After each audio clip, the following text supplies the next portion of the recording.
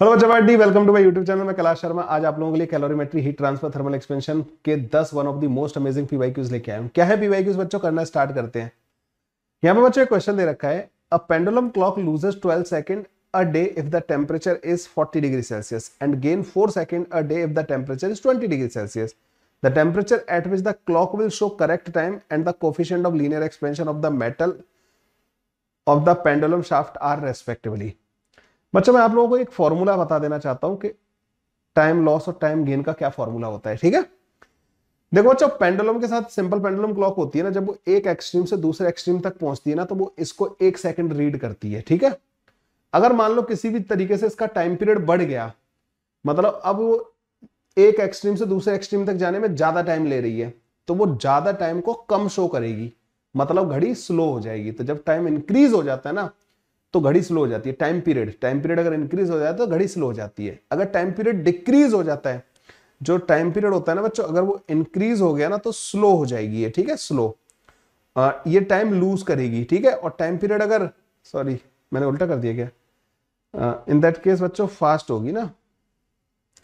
अरे time period अगर, हाँ टाइम पीरियड बढ़ गया तो स्लो होगी। ठीक है, टाइम पीरियड बढ़ गया, टाइम अभी मैंने बोला ना टाइम पीरियड बढ़ गया, तो अब एक्सट्रीम से वहां तक पहुंचने में इसको ज्यादा टाइम लगेगा, मतलब ज्यादा टाइम को वो कम शो करेगी, तो स्लो हो जाएगी। ठीक है, और अगर टाइम पीरियड किसी चीज से घट गया, जल्दी जल्दी अब अपने ऑक्सीलेशन कंप्लीट कर रही है, तो घड़ी फास्ट हो जाएगी, और फास्ट होगी तो गेन करेगी। ठीक है, पहले तो गेन और स्लो वाली चीज समझ लो। ये लूज करेगी इसमें ना, इस केस में लूज करेगी। ठीक है, टाइम पीरियड का जो फॉर्मूला होता है वो होता है 2 पाई रूट के अंदर एल डिवाइडेड बाई जी। बच्चों एल और जी में से जो भी, जिसके भी मतलब चीजें बढ़ेंगी या घटेंगी, उस हिसाब से बच्चों टाइम पीरियड आएगा। तो बच्चों यहाँ पे क्या है कि बेसिकली जो क्लॉक है ना, वो 40 डिग्री सेल्सियस पे क्या कर रही है, टाइम लूज कर रही है। तो 40 डिग्री सेल्सियस पे लेंथ बढ़ गई होगी, मतलब इसका जो टेम्परेचर रहा होगा ना वो मतलब जो इसकी जो लेंथ है ना, जो एक्चुअल लेंथ जिस पे इसको जिस टेम्परेचर पे इसको ऑपरेट करवाना चाहिए, वो 20 और 40 के बीच में रहा होगा। तो 40 डिग्री सेल्सियस मतलब ज्यादा टेम्परेचर पे लेंथ बढ़ जाएगी, तो टाइम पीरियड बच्चों ज्यादा हो जाएगा। टाइम पीरियड ज्यादा हो गया तो घड़ी स्लो हो जाएगी। तो ये 12 सेकंड लूज कर रही है ना, वो इसलिए कर रही है। और जब तुम कम टेम्परेचर पर ऑपरेट करवा रहे हो, मतलब लेंथ जो एक्चुअल लेंथ होनी चाहिए उससे छोटी हो जा रही है, टाइम पीरियड कम हो जा रहा है, इसलिए टाइम गेन कर रही है। ठीक है, 4 सेकंड एक दिन के अंदर गेन कर रही है। अब देखो बच्चों, टाइम लॉस्ट और गेन का भी एक फॉर्मूला होता है जिसको आप याद रख सकते हो, टाइम लॉस्ट और गेन्ड। ठीक है, टाइम लॉस्ट और गेन्ड का एक फॉर्मूला होता है, और फॉर्मूला क्या होता है बच्चों, देखो एक काम करो, तुम यहां से ना D T by T calculate करो, तो वो आएगा बच्चों 1/2 D L divided by L. Error वाला मेथड होता है ना अपने पास, 1/2 डी जी डिवाइडेड बाई जी, ये आ जाएगा एरर वाले मेथड से। बच्चों यहाँ पे जी में तो कोई चेंज हो नहीं रहा है, लेंथ में चेंज हो रहा है, तो इसको तो एक काम करो, इसको जीरो कर दो। हाँ, कई बार ऐसा होता है कि आप अर्थ के सरफेस से ऊपर ले जाते हो, नीचे ले जाते हो, तो जी की वैल्यू भी चेंज होती है, उसका ध्यान रखना। लेंथ का और इसका रिलेशन बच्चों ये आता है, क्या यहां से आप ऐसे लिख सकते हो कि डी टी बाई टी जो आएगा वो 1/2 अल्फा डेल्टा थीटा के बराबर आ जाएगा, टेम्परेचर के चेंज के बराबर आ जाएगा। आप बोलोगे यस सर। बच्चों डी टी जो है ना, वो चेंज है टी टाइम में।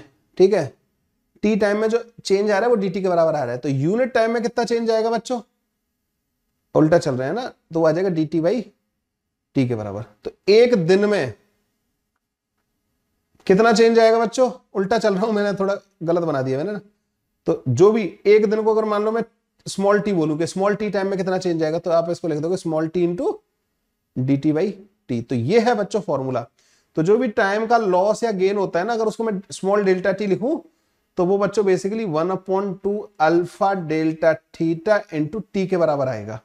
ये वाला फॉर्मूला बच्चों आप लोगों को दिमाग में रखना है। दिस इज द फॉर्मूला जो आपको बताएगा कि टाइम लॉस्ट या गेन कितना होगा अगर टेम्परेचर चेंज कर रहे हो। आप इसको याद रख लो, मतलब फॉर्मूला ये है, टाइम लॉस्ट और गेन का जो फॉर्मूला है ना, टाइम लॉस्ट और गेन्ड का जो फॉर्मूला है बच्चों, वो ये है, जितने टाइम की बात कर रहे हो वो time into D T divided by T. अच्छा, जो D T divided by T जो होता है ना, वो हमारे पास basically 1/2 D L divided by L minus का 1/2 D G divided by G होता है। अब हमारे केस में जी में तो कोई चेंज आ नहीं रहा है, हाइट वाइट का कोई लफड़ा नहीं है, लेंथ में चेंज हो रहा है, तो वो 1/2 अल्फा डेल्टा थीटा हो गया। ठीक है, इस फॉर्मूले में रख दो। ये है फॉर्मूला बच्चों टाइम लॉस्ट और गेन्ड का, फॉर्मूला याद रखो, काम हो जाएगा। ठीक है, तो बच्चों टाइम लॉस्ट और गेन जो है इन्होंने दे रखा है, तो पहले क्या दे रखा है 12 सेकंड दे रखा है जब आप इसको 40 डिग्री सेल्सियस ऑपरेट करा रहे हो। तो मतलब 40 डिग्री सेल्सियस बच्चों यहाँ पे बच्चों बेसिकली ये आ जाएगा अल्फा डेल्टा थीटा वाला। तो अपन क्या करेंगे इसको, तो डेल्टा T1 जो पहला टाइम लॉस्ट है ना बच्चों वो आ जाएगा हमारे पास 1/2 अल्फा डेल्टा थीटा। तो डेल्टा थीटा होगा बच्चों 40 माइनस का टी के बराबर, ठीक है। मान लो घड़ी का जो कैलिब्रेटेड टाइम है वो टी मतलब टी यूज नहीं करते टाइम पीरियड के लिए, मान लो वो थीटा नॉट है, इनटू 1 डे, एक दिन से मल्टीप्लाई भी कर देना। अच्छा मैं इसकी 1 डे की वैल्यू सेकंड में नहीं रख रहा हूं क्योंकि उसकी मुझे जरूरत नहीं पड़ेगी। दूसरा, जब आप इसको 20 डिग्री सेल्सियस पर ऑपरेट करा रहे हो तो अब थीटा नॉट बड़ा होगा 20 से, इंटू 1 डे। मैंने इसको इसलिए 1 डे की वैल्यू पुट नहीं की क्योंकि अल्टीमेटली मेरे को क्या है 12 सेकंड और ये 4 सेकंड, इन दोनों की वैल्यू पुट करके इन दोनों को डिवाइड करना है। तो 12 डिवाइडेड बाई 4, वो 1 डे कट जाएगा और 1/अल्फा भी कट जाएगा बच्चों। 40 माइनस का theta not divide by theta naught minus का 20, ये आ जाएगा। ये 3 थीटा नॉट माइनस का 60 इज इक्वल टू 40 माइनस का थीटा नॉट आ जाएगा। तो 4 theta naught is equal to 100 आ जाएगा। तो theta naught is equal to बच्चों 25 डिग्री सेल्सियस आ जाएगा, ठीक है। ये 25 डिग्री सेल्सियस के बराबर आ गया। तो हमारे पास जो ऑप्शन दे रखे 25 डिग्री सेल्सियस का सिर्फ एक ही ऑप्शन दे रखा था, अल्फा कैलकुलेट करने की हमें जरूरत भी नहीं तो किसी एक फॉर्मूले में पुट करके अल्फा भी कैलकुलेट हो जाएगा। किसी एक इसमें पुट कर दो, वो डे की वैल्यू रख देना, जो सेकंड में कन्वर्ट कर देना इसको ना डेज को, ठीक है। अगले क्वेश्चन पे आते हैं बच्चों। यहां पर दे रखा है बच्चों हमें at 40 degree Celsius a brass wire of 1 mm radius is hung from the ceiling. 40 degree Celsius पे 1 mm का रेडियस का ब्रास का वायर हमने लटका दिया। Small mass m is hung from the free end of the wire. When the wire is cooled from 40 degree Celsius to 20 degree Celsius, it regains its original length of 0.2 meter. The value of m is close to. तो इस वाले question में बच्चों basically क्या हो रहा है कि जो मास लटकाने से जो एक्सटेंशन आ रहा है ना उतना ही बच्चों कंप्रेशन हो जा रहा है जब आप टेम्परेचर चेंज कर दे रहे हो। तो एक तो आपको पता होगा कि mg डिवाइडेड बाई a, ठीक है, ये होगा बच्चों y times delta L divided by L के बराबर, ठीक है। mg divided by stress is equal to Young's modulus times strain, ठीक है। और डेल्टा L की वैल्यू ये लिख रहे हैं L अल्फा डेल्टा थीटा के बराबर, ये ऐसे भी लिख रहे हैं। अच्छा डेल्टा L अपॉन L जो आ जाएगा ना बच्चों वो हमारे पास अल्फा डेल्टा थीटा के बराबर भी आ जाएगा। डेल्टा L अपॉन L जो है ना अल्फा डेल्टा थीटा के बराबर आ जाएगा। इसको ले जाकर बस यहाँ पे पुट कर दो। m की वैल्यू पूछी है ना इंटू g की वैल्यू बच्चों 10 के बराबर है। एरिया जो होगा बच्चों पाई r स्क्वायर के बराबर होगा। 1 mm रेडियस है तो मतलब ये 10 स्क्वायर माइनस का 6 हो जाएगा। Is equal to Young's modulus जो है 10 पावर 11 के बराबर है। ये ना 11 होगा, 10 पावर 11 होगा, ठीक है। Into delta L upon L वो जो है अल्फा डेल्टा थीटा, तो अल्फा की वैल्यू कितनी दे रखी है इन्होंने, अल्फा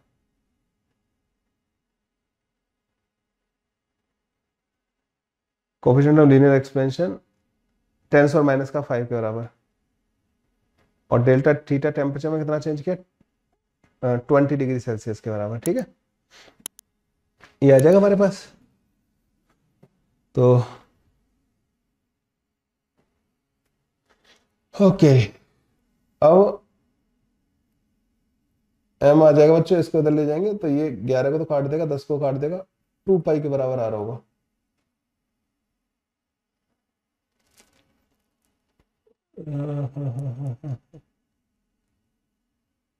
एल की जरूरत नहीं पड़ेगी, डेल्टा L अपॉन L। तो ये तो बच्चों हमारे पास कुछ गड़बड़ हो गई है। 6 5 11 m into g divide by area, तो पाई r का स्क्वायर, 1 mm रेडियस दे रखी है और 40 से 20 डिग्री सेल्सियस तक आपने कूल किया। तो डेल्टा L अपॉन L जो है अल्फा डेल्टा थीटा मतलब 20 आ गया, ये भी ठीक है। और ये पाई इंटू आर का स्क्वायर हो गया, 0.2 मीटर की लेंथ है। तो ये 2 पाई मतलब हमारा जो आंसर आ रहा है बच्चों बहुत ही अजीब आ रहा है, 6 किलोग्राम के करीब आ रहा है। आंसर दिया क्या इसका, ए ऑप्शन। ओके ऐसा क्या कर दिया मैंने गलती। 9 किलोग्राम मतलब इनमें तो क्लोज तो इसी के होगा, मतलब क्लोज बोलो तो, लेकिन इतना मतलब डिफरेंस ज्यादा नहीं हो गया कुछ? कोई कैलकुलेशन मिस्टेक की है क्या मैंने? यार अब चेक कर लेना, वैसे तो मुझे लग तो नहीं, एक मिनट ना, कोफिशिएंट ऑफ लीनियर एक्सपेंशन ही बोला है, हाँ वही चाहिए होगा हमें। ठीक है, सब सही तो किया है, कोई गलती होगी तो यार अब कमेंट कर दूंगा, अब इसमें तो मुझे समझ में नहीं आ रहा कि क्या गलती कर दी होगी मैंने। यही है बच्चों, 6 किलोग्राम के करीब आ रहा था, वो तो 9 किलोग्राम सबसे क्लोज ऑप्शन है। ठीक है, ओके।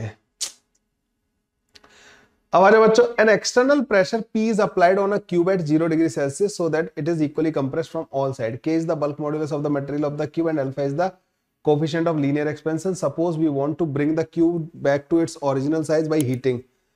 देखो बच्चों, आपको पता होना चाहिए कॉन्सेप्ट जो है ना, इसका जो बल्क मॉड्यूलस वाला जो कॉन्सेप्ट होता है ना, कि आपने किसी बॉडी को कम प्रेशर बढ़ा दिया चारों तरफ से ना, तो उसका क्या हो जाएगा बच्चों, वॉल्यूम कम हो जाएगा। ठीक है, सो डेल्टा पी जो आएगा ना बच्चों, वो beta times delta V divided by V के बराबर होता है। ठीक है, ओके। सो इन्होंने बोला है कि के इज द बल्क मॉड्यूलस, मतलब बीटा, मतलब ये जो मैं बीटा बोल रहा हूँ ना, बल्क मॉड्यूलस जो बोल रहा हूँ, वो के है, इन्होंने के दिया है। अब आप ये कंप्रेस हो गया क्योंकि आपने प्रेशर पी लगाया, तो डेल्टा पी की जगह पी रख देना और ये हो जाएगा माइनस। तो बच्चों बेसिकली वो इसलिए आता है कि प्रेशर बढ़ाते हो तो वॉल्यूम घटता है। ठीक है, इसलिए डेल्टा वी बाई वी आ गया, मैग्नीट्यूड में अगर कंपेयर करो ना ऐसा आ जाएगा। अब आप चाहते हो कि इसको हीट करके आप पुराने वाले वॉल्यूम पे ले जाओ, मतलब आप चाहते हो कि डेल्टा वी जो हो ना, वो basically V 3 alpha into delta T के बराबर हो। आप इसको हीट कर रहे हो, मतलब ना जैसे ये डॉटेड वाला है ना, ये वाला वॉल्यूम है, इसको बढ़ा के आप पुराने वाले वॉल्यूम के बराबर कर देना चाहते हो, तो टेम्परेचर के साथ तो वॉल्यूम का ये रिलेशन होता है। तो डेल्टा वी बाई भी जो आएगा ना, वो 3 अल्फा डेल्टा टी के बराबर आ जाएगा। तो प्रेशर इज इक्वल टू के times 3k times alpha delta T. अब डेल्टा टी बच्चों टी हो जाएगा क्योंकि इनिशियल टेम्परेचर 0 दे रखा है, तो डेल्टा टी को टी माइनस का 0 लिख दूंगा। तो टी जो आ जाएगा ना बच्चों, P divided by 3k alpha के बराबर आंसर आ जाएगा। तो P divided by 3k alpha बच्चों, A option will be the correct option. ठीक है, ए ऑप्शन बच्चों इसका करेक्ट ऑप्शन आ जाएगा। अगले क्वेश्चन पे आ जाते हैं। A compressive force F is applied at the two end of a long thin steel rod. It is heated simultaneously such that the temperature raised by delta T. The net change in the length is 0. Let L be the length of the rod, A be the area of the cross section, Y be the Young's modulus, and alpha be the coefficient of linear expansion. Then F is equal to, ठीक है भाई। So, एक rod है बच्चों, आप जो है ना उस पे दोनों तरफ से फोर्स लगा रहे हो, इधर से और इधर से। ठीक है, आप जो है ऐसे फोर्स लगा रहे हो F, और आप इसको हीट भी कर रहे हो। तो हीट करने से इसकी जो लेंथ में चेंज आएगा ना, डेल्टा L, वो L अल्फा डेल्टा T के बराबर आएगा। ठीक है, अगर आप यहां से देखो कि delta L divided by L जो आएगा ना, वो अल्फा डेल्टा T के बराबर आ जाएगा। यहां तक तो कोई परेशानी होगी नहीं। ऐसा समझ लो कि आप इसको हीट कर रहे हो ना, तो इसकी लेंथ बढ़ती, तो उसको आपने फोर्स लगा के रोक रखा है। तो फोर्स लगाने से इसके अंदर स्ट्रेस डेवलप होगी, एक तरीके से जो लेंथ बढ़ी है उसको आपने कंप्रेस कर दिया। तो F अपॉन A, ये बच्चों Young's modulus times delta L upon L के बराबर होगा, मतलब Young's modulus alpha delta T के बराबर होगा। F अपॉन A जो होगा, ठीक है, F अपॉन A इसके बराबर आ जाएगा, Young's modulus alpha delta T के बराबर है ना, क्योंकि यहाँ पर डेल्टा L अपॉन L इसके बराबर है।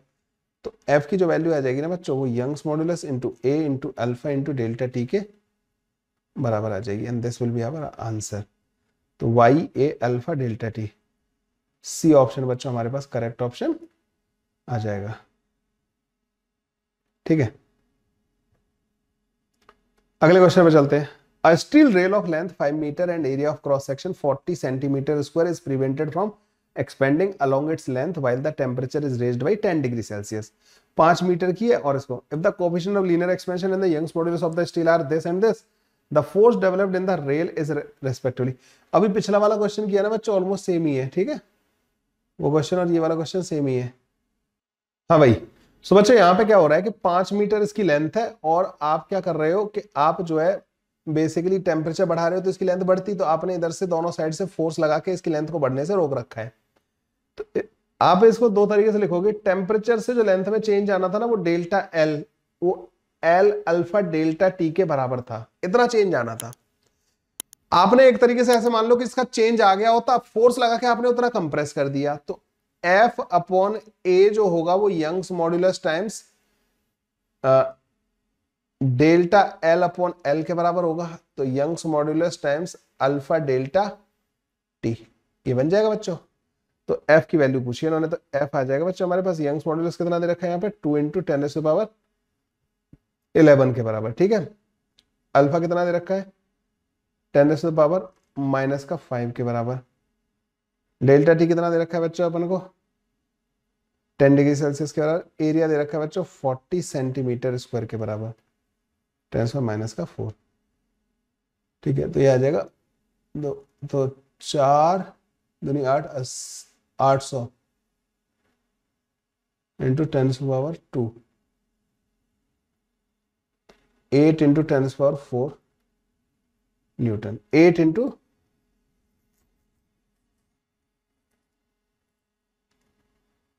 The force developed in the rail is approximately 10⁻⁴, करीब करीब 10⁻⁵ के करीब लिख सकता हूं मैं इसको, ठीक है। डी ऑप्शन आ रहा होगा, करीब करीब क्लोज टू बोला है ना उन्होंने, ठीक है, इज अप्रोक्सीमेटली ना।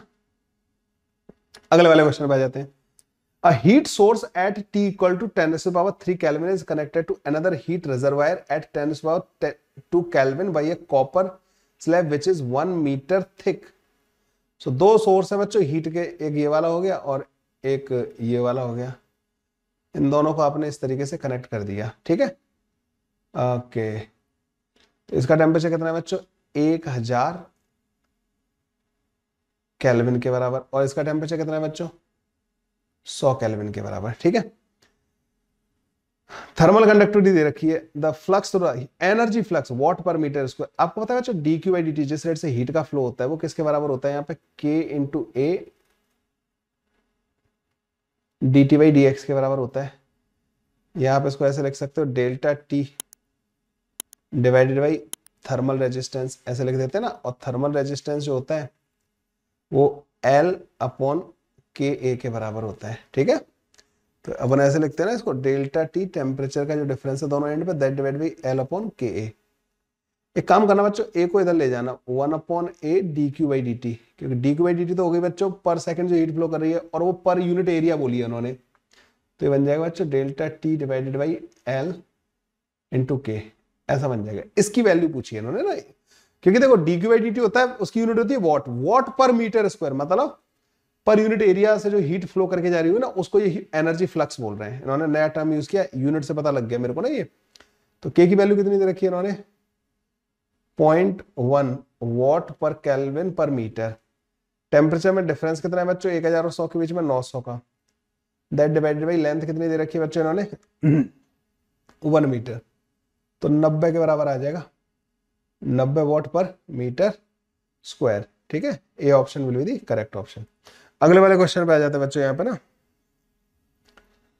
Two identical beaker A and B contain equal volume of two different liquid at 60 degree Celsius, ठीक है भाई। Each and left to cool down, ठीक है। दो इक्वल वॉल्यूम थे लेकिन डिफरेंट लिक्विड के थे, ठीक है। और ठीक है भाई 60 डिग्री सेल्सियस पे थे, दोनों को ठंडा होने के लिए छोड़ दिया। Liquid in A has a density of this 8 × 10⁻², specific heat of this 2000, while the liquid in B has a density of 10⁻³ specific heat बच्चों इतनी दे रखी है। which of the following best describe the temperature versus time graph schematically, ठीक है। Temperature और time के graph को schematically इन्होंने रिप्रेजेंट करने के लिए बोला है। देखो रेट ऑफ कूलिंग जो होता है ना बच्चों dt/T, वो E सिग्मा A, तो एरिया सेम होगा T⁴ माइनस का T⁴ डिवाइड बाई m होता है बच्चों यहाँ पे rho into volume into S specific heat capacity, ठीक है। देखो आप जो है ना स्टार्टिंग में T = 0 पे हीट कैपेसिटी मतलब sorry dt/dt rate of cooling होता है ये, dt/dt मतलब स्लोप, तो तो टेम्परेचर वर्सेस टाइम ग्राफ जो है ना बच्चों, उसका जो स्लोप होगा ना वो रेट ऑफ कूलिंग होगा हमारा। ई के बारे में क्या बोला इन्होंने, assume the emissivity of the both beaker to be same, E दोनों की सेम है, सिग्मा सेम है, एरिया वॉल्यूम सेम है तो हम एरिया भी कंसीडर सेम ही करेंगे, ठीक है, वॉल्यूम सेम है तो एरिया भी सेम कंसीडर करके चलेंगे। और ऊपर वाला टर्म टी इक्वल टू 0 पे दोनों का टेम्परेचर 60 डिग्री सेल्सियस था, तो 60 और सराउंडिंग का टेम्परेचर भी सेम है। तो जो स्लोप आ गया ना बच्चों हमारे पास टी इक्वल टू 0 पे, एट टी इक्वल टू 0, वो बेसिकली 1 अपॉन डायरेक्टली प्रोपोर्शनल आ गया रो इंटू एस के। वॉल्यूम तो सेम है ना, तो रो डिफरेंट है और एस डिफरेंट है, ठीक है। तो रो इंटू एस की वैल्यू जिसकी ज्यादा होगी ना उसका स्लोप ज्यादा होगा, वो ज्यादा तेजी से गिर रहा होगा। तो रो इंटू एस पहले वाले का कितना आएगा, रो इंटू एस, ये देखो 8 दूनी 16 इंटू 10⁵। दूसरे वाले के लिए रो टू इंटू एस टू कितना आएगा, दूसरे वाले के लिए तो 40 इंटू 10⁵। तो दूसरे वाले का बच्चों रो टू इंटू एस टू ज्यादा है, तो इसकी स्लोप कम होगी, दूसरे वाले की स्लोप कम होगी। तो स्लोप कम होने का मतलब है वो कम रेट से गिरेगा और ए वाला ज्यादा रेट से गिरेगा। तो ए वाला नीचे होगा, बी वाला बच्चों ऊपर होगा, ये वाला ऑप्शन आ जाएगा, ठीक है, और ज्यादा तेजी से ठंडा होगा, ठीक है, यही चेक करना था। अगला क्वेश्चन बच्चों यहाँ पे हीट ट्रांसफर का। As per the given figure, two plates A and B of the thermal conductivity K and 2K are joined together to form a compound plate. The thickness of the plate are 4 cm and 2.5 cm respectively, and the area of the cross section is this. The equivalent thermal conductivity of the compound plate. बच्चों आप इस plate की जगह पे same dimension की एक अकेली plate लेना चाहते हो और उसको एक ही मटेरियल रखना चाहते हो, K इक्विवेलेंट। इसका इन दोनों का रेजिस्टेंस और इस अकेले का रेजिस्टेंस सेम होना चाहिए। आपको समझ में आ रहा है, हीट ऐसे करके जाएगी, दोनों प्लेट को आप सीरीज में कंसीडर कर सकते हो। तो आर इक्विवेलेंट जो होगा ना बच्चों, वो R1 प्लस का R2 के बराबर होगा। आर इक्विवेलेंट जो होता है ना बच्चों, एल हो जाएगा 6.5 centimetre upon K equivalent into area A मान लेना, is equal to 4 centimetre divided by K into A plus का 2.5 centimetre divided by 2K into A. Area उड़ा दो बच्चों, तो K इक्विवेलेंट जो आएगा ना बच्चों वो 6.5 डिवाइडेड बाई 5.25 आ जाएगा। तो ये आ जाएगा 650 डिवाइडेड बाई 525, 25 से काटे इसको, 25 दूनी 50, 25 छिक्के 25 दूनी 50, 25 से कम 25, तो के इक्विवेलेंट आ रहा होगा बच्चों 1 प्लस का 5/21। तो अल्फा की वैल्यू बच्चों 21 के बराबर आंसर आ रहा होगा। तो अल्फा की वैल्यू बच्चों 21 आ जाएगी, ठीक है। अगले क्वेश्चन पे आते हैं बच्चों, ये वाला बहुत तगड़ा क्वेश्चन था, ठीक है, न्यूटन्स लॉ ऑफ कूलिंग का था। वैसे तो इसे हटा दिया सिलेबस से, लेकिन मैंने फिर भी रखे हैं न्यूटन्स लॉ ऑफ कूलिंग के ना कुछ क्वेश्चंस, और अब मैं जेई मेन के फर्स्ट अटेम्प्ट में पूछे भी गए हैं न्यूटन्स लॉ ऑफ कूलिंग के ना, तो इंपॉर्टेंट है, ठीक है। In an experiment to verify Newton's law of cooling, a graph is plotted between the temperature difference delta T of the water and the surrounding, and time is as shown in the figure, ठीक है, water and surroundings and time as shown in the figure. The initial temperature of the water is taken as 80 degree Celsius, ठीक है, initial temperature 80 degree Celsius था। The value of delta T as mentioned in the graph will be the value of T2 की value पूछ रहे हैं ना। अब यहाँ पे होता क्या है बच्चों, न्यूटन्स लॉ ऑफ कूलिंग में क्या था, न्यूटन्स लॉ ऑफ कूलिंग का फंडा कि dt डिवाइडेड बाई dt जो होता था माइनस का, वो k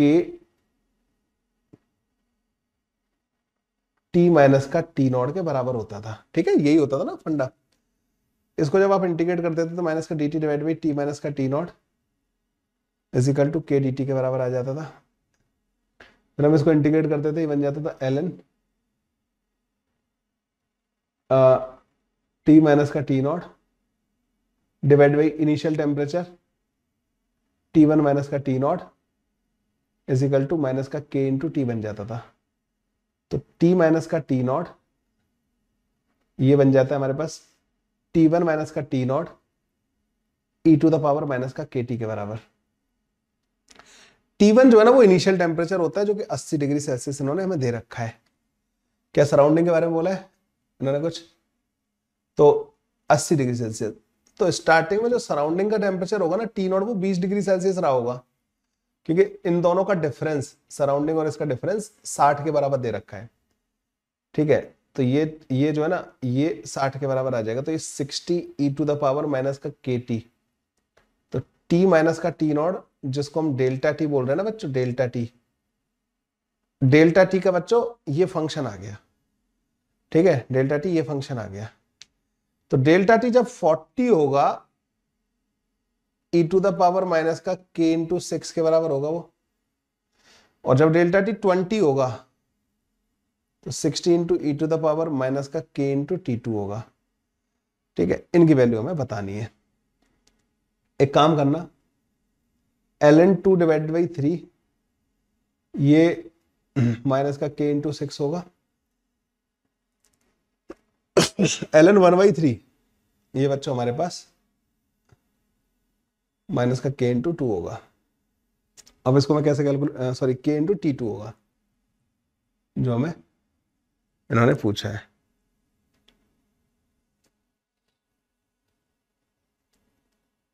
तो डिवाइड करना होगा इनको, तो ln2/3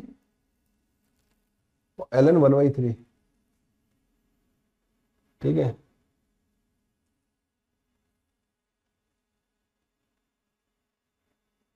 तो यहां पे पहला वाला आएगा ln2 माइनस का ln3। एक काम कर, दोनों को डिवाइड कर देते हैं। ठीक है, ln2 इसको एक काम करते हैं, माइनस को इधर ले जाते हैं, ln3 माइनस का ln2 divided by ln3 is equal to 6 divide by T2। ठीक है, तो T2 की वैल्यू आ जाएगी, अगले पेज पे चले, तो T2 की वैल्यू आ जाएगी बच्चों 6 डिवाइडेड बाई 1 माइनस का ln2 डिवाइड बाई ln3। यार कैसे सॉल्व करूं इसको, कैलकुलेटर यूज कर ले। The value comes out to be बच्चों करीब करीब 16.2। ठीक है, तो the value of T2 as mentioned in the graph will be 16 के बराबर आ जाएगी। ln2 और ln3 की वैल्यूज बच्चों यूज करनी पड़ेंगी इस वाले में। ये है बच्चों, बहुत ही अमेजिंग क्वेश्चन था बच्चों ना ये वाला, बेहतरीन क्वेश्चन जो पूछा जा सकता है इस पे ना। अगला क्वेश्चन बच्चों ये बहुत ज्यादा पूछे जाते हैं और पूछे भी यही इसी तरीके का क्वेश्चन जो पूछा गया है इस बार ना जेईई में। A body cools from 60 degree Celsius to 40 degree Celsius in 6 minute if the temperature of the surrounding is 10 degree Celsius. After the next 6 minute the temperature will be. तो यहाँ पे क्या करते हैं बच्चों, 60 डिग्री सेल्सियस से 40 degree Celsius हो गया 6 मिनट के अंदर। अगले 6 मिनट के अंदर क्या हो जाएगा, T के बराबर हो जाएगा। यहां पे फंडा लगता है बच्चों, average rate of cooling minus का dt by dt is equal to K times average temperature minus का T0। Average rate of cooling आ जाएगा बच्चों 60 माइनस का 40 divided by 6 K times 60 plus का 40 डिवाइडेड बाई 2 माइनस का T0 हो जाएगा 10 के बराबर। ठीक है, तो ये बच्चों 40 K के बराबर आ जाएगा। ओके, और ये बन जाएगा बच्चों हमारे पास 20 divide by 6 is equal to 40 K। तो K की वैल्यू यहां से हमारे पास आ जाएगी 1/12 के बराबर। ठीक है, अब अगले पे आ जाओ बच्चों। तो बच्चों अब यहां से यहां तक लगाएंगे हम लोग ना, तो 40 माइनस का T, 40 से T हो जा रहा है 6 मिनट के अंदर ना, this is equal to K की वैल्यू बच्चों 1/12 हमारे पास ऑलरेडी आई गई है। एवरेज टेम्परेचर, अब एवरेज टेम्परेचर होगा बच्चों 40 प्लस का T डिवाइडेड बाई 2 के बराबर माइनस का 10। यही फॉर्मूला लगाना यही होता है। ठीक है, ये बच्चों 2 टाइम्स कटेगा, 80 माइनस का 2t, 20 प्लस का t डिवाइडेड बाई 2 माइनस का 10, तो 70 equal to 5t divided by 2, t equal to 14 दूनी 28, 28 डिग्री सेल्सियस आंसर आ जाएगा। लो जी 28 डिग्री सेल्सियस आंसर होगा। कैसे लगा बच्चों ये क्वेश्चन जो 10 जेई मेन के पीवाईक्यूज थे calorimetry, heat and thermal expansion के। उम्मीद करता हूँ आप लोगों की काफ़ी हेल्प कर रहे होंगे ये क्वेश्चन जो है। धीरे धीरे मेहनत करते रहिए, आगे बढ़ते रहिए। ठीक है बच्चों, मिलते हैं बच्चों नेक्स्ट वीडियो में। Bye bye, take care, thank